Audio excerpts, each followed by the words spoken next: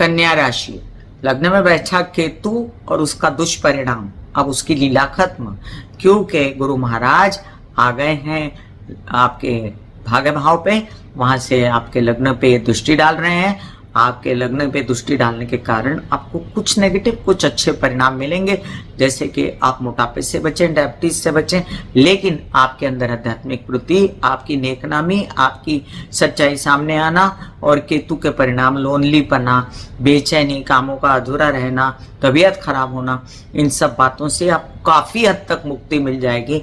लेकिन weight gain मत करिएगा और मोटापे से आपको बचना है। अब भाग्य भाव में गुरु किसी के है तो वो समझ लीजिए भले ही नीच का हो, भले वृषभ राशि का हो, भले शनि के घर में हो, भले बुध के घर में हो, वो बुरा नहीं करेगा, कामकाज मिलेगा। आपको मैं लिख के देती हूँ, आपके शादी के योग आए हैं, आपके कामकाज के योग आए हैं। आप अगर जा सकते हैं यात्राओं पर तो जाइए, आपका कामकाज बनने वाला है।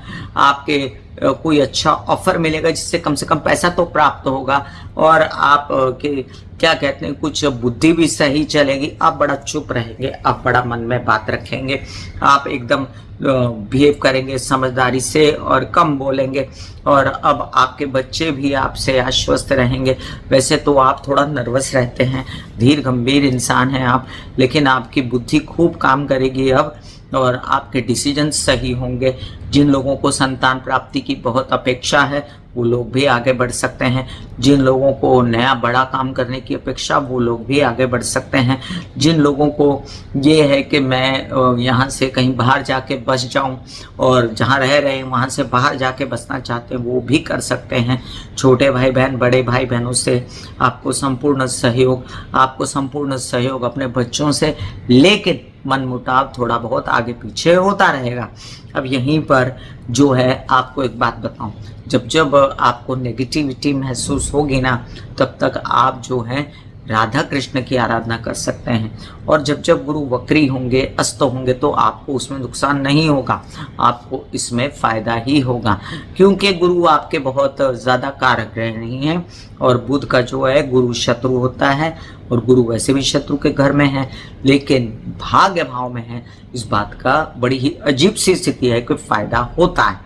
अब ये मैंने कई बार देखा है कि गुरु जिस घर में बैठता है लोग कहते हैं उसका बुरा होता है, लेकिन ऐसा नहीं होता।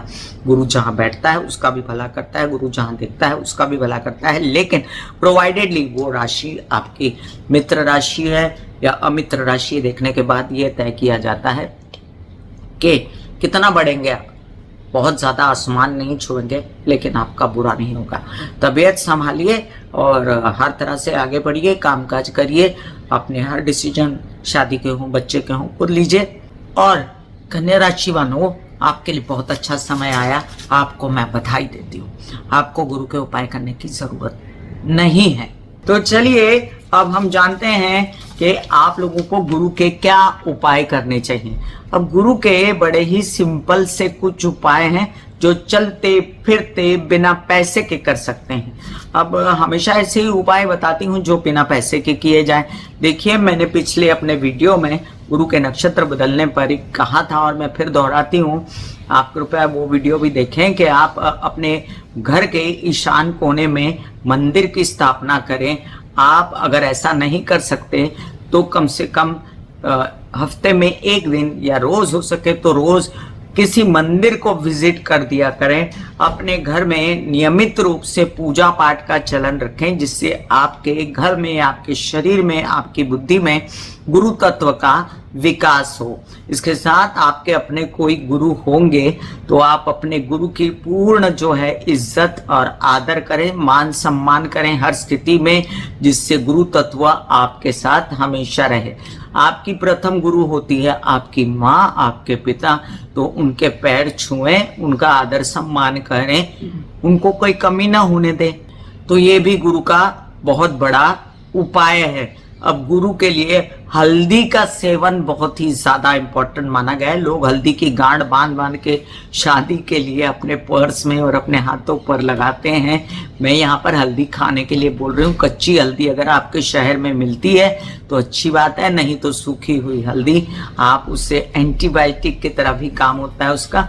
और थोड़ा आप दूध में मिलाकर, तो दूध क्या है, चंद्रमा है, हल्दी क्या है, गुरु है, गुरु चांदनी योग बन जाता है। और ये छोटी छोटी बातें हैं जो हम नजरअंदाज कर जाते हैं।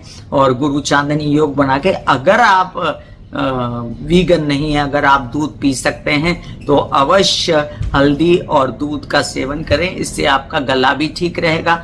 और गुरु का आधिपत्य कहाँ कहाँ होता है, मैं कई बार अपने वीडियोस में आपको बता चुकी हूँ। आपके गले पे होता है, आपके पेट पे होता है, आपके हिप्स में होता है, आपके नीचे के पैर में होता है, आपके ज्ञान में होता है, आपके हर प्रकार से आपके संतान पक्ष पर गुरु का आधिपत्य होता है, आपके व्यवसाय पर गुरु प्रभाव रखते हैं। इसके साथ गुरु आपके जो है नौकरी पेशा है और उन्नति है या अध्यात्म में रुचि है, उस पर अपना प्रभाव रखते हैं। गुरु आपके जीवन में पैसा लाते हैं, धन लाते हैं और क्या कहते हैं, समृद्धि लाते हैं। इसके साथ आपकी ख्याति लाते हैं, अच्छी वाली, आपकी बदनामी नहीं होती अगर गुरु अच्छा बैठा होता है, और अगर अच्छा नहीं बैठा होता तो बदनामी होती है। तो ये सब बातें जो हैं गुरु के कंट्रोल में हैं। तो अगर आप कुछ ऐसा काम करते हैं जैसे हल्दी और दूध का सेवन या सिर्फ हल्दी और पानी का सेवन, तो भी वो हल्दी, कच्ची हल्दी की भी सब्जी बना के या अपने घर में सब्जी में डाल के आप खा सकते हैं।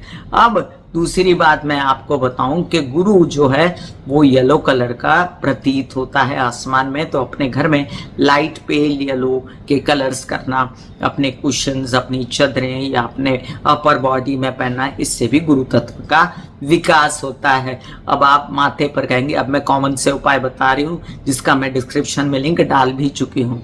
हल्दी, चंदन और केसर और गंगा जल का तिलक। अब बहुत लोग बोलते हैं हल्दी केसर का तिलक लगा दो, लेकिन गंगा जल डालने से उसमें जो है गुरु चांदनी योग फिर हो जाता है। गंगा जल क्या है, चंद्रमा, गुरु क्या है, आपस में मित्र है चंद्र के साथ। इसी तरह जो गुरु महाराज हैं वो हल्दी की गांठ को पीले वस्त्र में पीले धागों से बांध के अपने पॉकेट में रहने से भी, अब वो सबको नहीं करना है।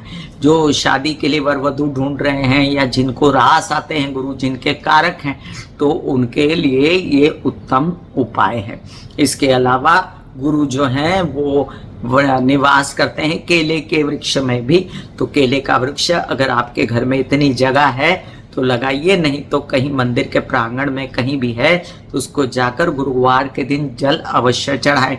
ये वर वधू के लिए बहुत ज़्यादा अच्छा सिद्ध होता है। कई लोग पीपल के वृक्ष को भी गुरु के समान ही मानते हैं, तो कई लोग जाकर दूध भी चढ़ाते हैं। भले ही आपने घर में भगवान का स्नान किया है तो वो दूध जाके आप पीपल के वृक्ष में चढ़ा सकते हैं। बहुत सारे उपाय हैं गुरु के।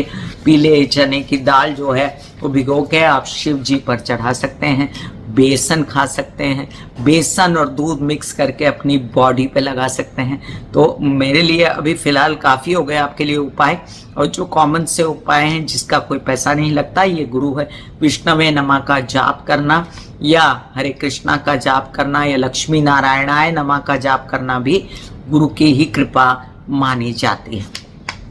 या किसी गुरु के संग में रहना और साथ में उनके मंत्र जाप करना भी आप पर गुरु कृपा ही होती है।